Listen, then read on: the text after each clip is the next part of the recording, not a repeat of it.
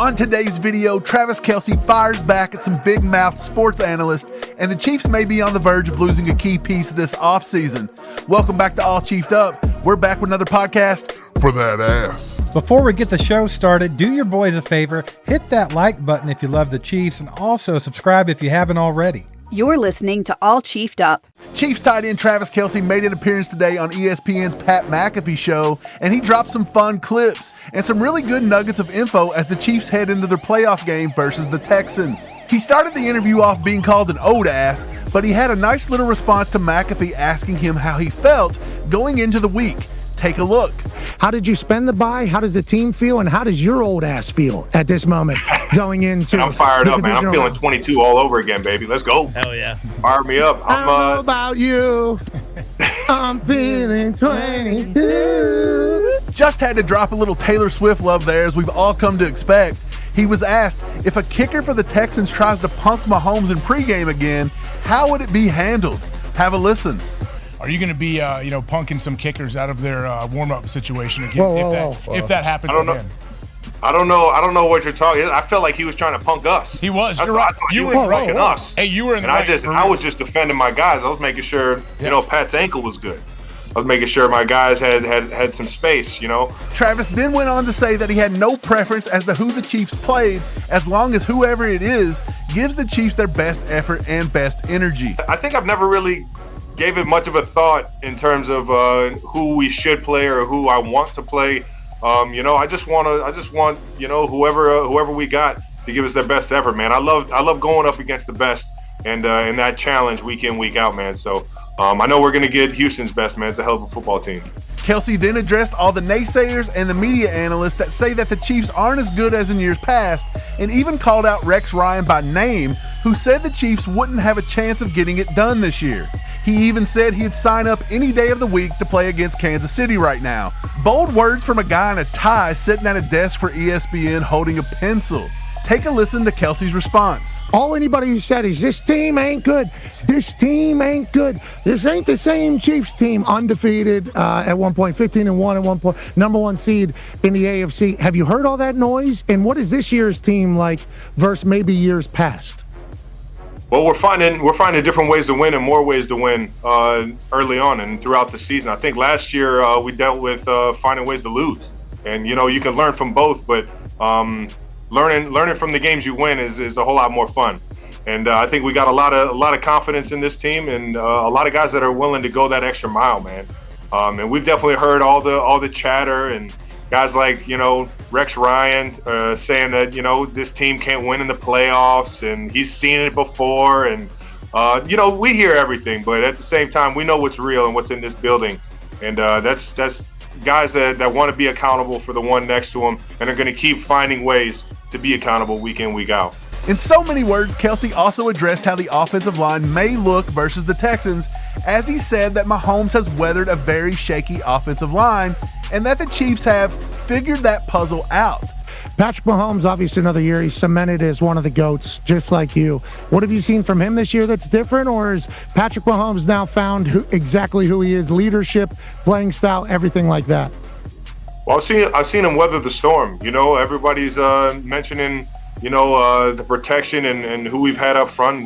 I think we figured that puzzle out, and on top of that, I've seen Pat, weather that storm and become better because of it. I think, when the team needs him the most, he steps up in ways that he hasn't before, and it happens year in, year out. And it's just so much fun to be a part of the team with him, because he's always going to take the bull by the horns and be the most accountable, be the one that puts it on himself more than he puts it on anybody else. And that's true leadership right there, man.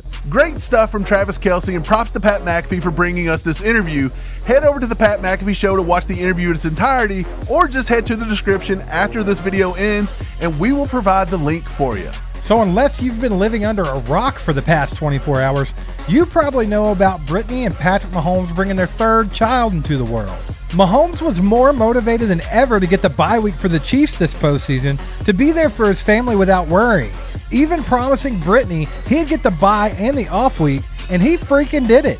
He said, "I told my pregnant wife I was going to get her the number one seed so we could go have that baby." The couple already has 2 children, Sterling Sky, and Patrick Bronze LeVon Mahomes III. The new baby's name follows the Mahomes Precious Metals theme, as they've named baby number 3 Golden Ray. Take a look at us trying to name this baby for Patrick and Brittany months ago. So Patrick and Brittany Mahomes announced they're going to have baby number 3, Steve, and we're here to name it. We did this when they had bronze last time, and Patrick Mahomes' giant cranium head. We thought that'd be kind of fun to take a look at. So let's do it again. We don't really know the gender of the baby, Steve. It could be male, it could be female. Hell, it can decide at a later date. Okay? That's true. So here's what we need to do. Let's go ahead and let's come up with some good baby names for Patrick and Brittany to consider naming baby number 3. Well, one that you mentioned last time that didn't quite pan out, but it still could, Mike, was Golden. Just like Golden Tate, it could be a good name, especially if it's a boy. I guess it could go both ways, too. What do you think they would roll with? What do you got? AC/DC. Slayer. Metallica. Let's Hey, go. what about Alabaster? You say A little name that bastard? no, Alabaster. What about Herman? Is Herman a good name to throw out there? Cletus Mahomes. I think I like actually it. seen a baby name, and it wasn't named Cletus. It was pronounced Clitus. That's too close, bro. Brittany, do not go with that name. Steve, let's throw some names they shouldn't go with. Geraldine, Cornelius. Cornelius, get up here in front of the class. Deliver your report. I know last time you weren't a fan of Satan Mahomes. Have you changed your mind since then?